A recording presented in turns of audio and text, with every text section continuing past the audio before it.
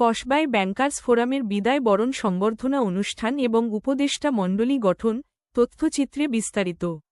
২১শে জুলাই মঙ্গলবার কসবা উপজেলার ব্যাংক ম্যানেজারগণের পেশাজীবী সংগঠন ব্যাংকার্স ফোরাম কসবার বিদায় বরণ সংবর্ধনা অনুষ্ঠান অনুষ্ঠিত হয়েছে। বিদায় অতিথি হিসেবে উপস্থিত ছিলেন ফার্স্ট সিকিউরিটি ইসলামী ব্যাংকের ম্যানেজার মোশতাক আহমদ, আনসার ভিডিপি উন্নয়ন ব্যাংকের ম্যানেজার করিম মোল্লাহ এবং নবাগত ম্যানেজার হিসেবে উপস্থিত ছিলেন কাজী আবুল কালাম। পূবালী ব্যাংক কসবা শাখায় আয়োজিত উক্ত অনুষ্ঠানে সভাপতিত্বের দায়িত্ব পালন করেন পূবালী ব্যাংক কসবা শাখার ব্যবস্থাপক বিশ্বজিৎ রায়। প্রধান অতিথি উপস্থিত ছিলেন ব্যাংকার্স ফোরামের প্রতিষ্ঠাকালীন সভাপতি কামরুজ্জামান।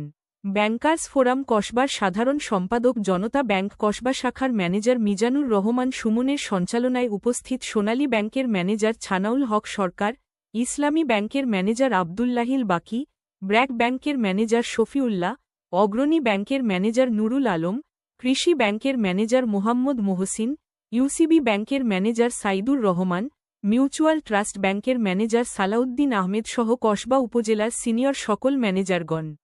সাধারণ সভায় অগ্রণী ব্যাংকের জোনাল হেড ডিজিএম নাজাদ হোসেনকে প্রধান উপদেষ্টা, জনতা ব্যাংকের সাবেক এজিএম আবুল কাশেম এবং সোনালী ব্যাংকের সাবেক ম্যানেজার কামরুজ্জামানকে উপদেষ্টা করে ৫ সদস্য বিশিষ্ট উপদেষ্টা মণ্ডলী গঠন করা হয়েছে।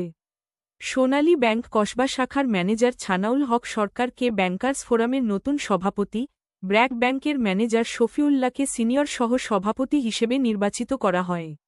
এ সময় ব্যাংকার্স ফোরামের পক্ষ থেকে বিদায়ী ব্যবস্থাপক মহোদয়গণকে বিদায়ী সম্মাননা স্মারক প্রদান করা হয়েছে এবং নবাগত ব্যবস্থাপক মহোদয়কে ফুলেল শুভেচ্ছায় বরণ করা হয়েছে।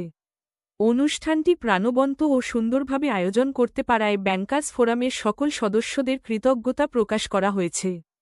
ফোরামের পক্ষ থেকে বিশেষভাবে ধন্যবাদ প্রদান করা হয় পূবালী ব্যাংকের কসবা শাখার ব্যবস্থাপক মহোদয়কে সুন্দর ব্যবস্থাপনা এবং আতিথেয়তার জন্য।